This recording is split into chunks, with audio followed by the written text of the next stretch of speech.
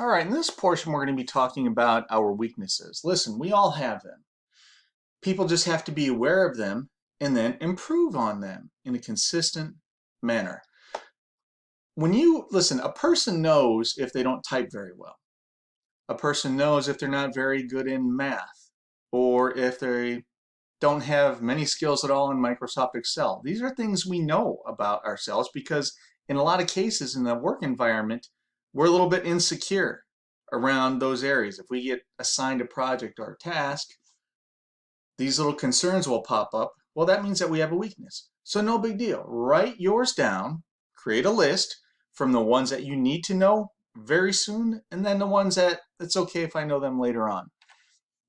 Write them down, and then always remember that it's no big deal. So that way you can kind of take the stigma off that. And the reason why I say that is because of this next area here. A lot of companies and executives get hung up on terminology. And I don't want you to spend time, waste time more specifically, getting caught up in trying to soften the terminology of the word weakness. I've seen departments and companies that form actual project teams, and they'll spend months and tens of thousands of dollars, and for your workbook, that means time and money, right? They'll spend and waste time and money on this by changing a word like weakness to something like an area that needs improvement. And they do that so that way they don't offend anyone or hurt their feelings.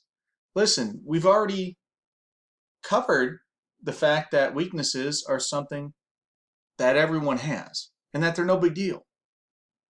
So since our teams are all adults here, or maybe young adults for the coaching group, we should be able to deal with that and not get hurt or offended. We need to bring an increase in emotional structure to the workplace environment. Yeah, exactly. Emotional intelligence, definitely. Get excited when you find a weakness, so that way you have a to-do list of things you're going to improve. The self-study to-do list.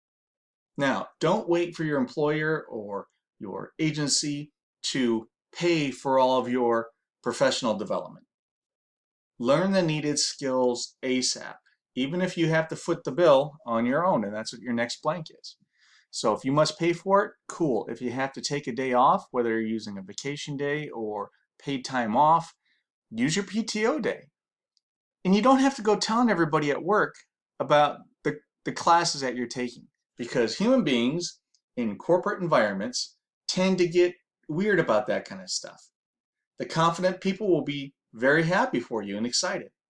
The more insecure people, or the ones that feel like their job is being threatened because you're going to think you're smarter than them now, they don't like it. So when it comes to that kind of stuff, I'm just quiet about it. I'm taking a day off. I'm going to go to the park with the dogs. Something like that, okay? There's no need to explain to people what you're doing. So I'll leave that at that. And if you don't have the money yet, that's all right. Listen, we jump online, and there's going to be two areas that we go to find out how we can improve a skill set. That's going to be YouTube and Google. YouTube obviously will give me what? The video tutorials that I need to sharpen up my skill sets or my knowledge. Google is what's going to allow me to find things like student manuals, Word documents, PDF files, maybe PowerPoint presentations on that topic. So that way I can use those to teach myself. This is my responsibility. That's the way I've always looked at it. And I want you to look at it as your career is your responsibility, and you happily invest in yourself. Now, here are the two best search terms for YouTube and Google. And maybe I'll throw in a couple other ones. We'll see. First of all, the topic that you're looking to learn, and then space the word basics.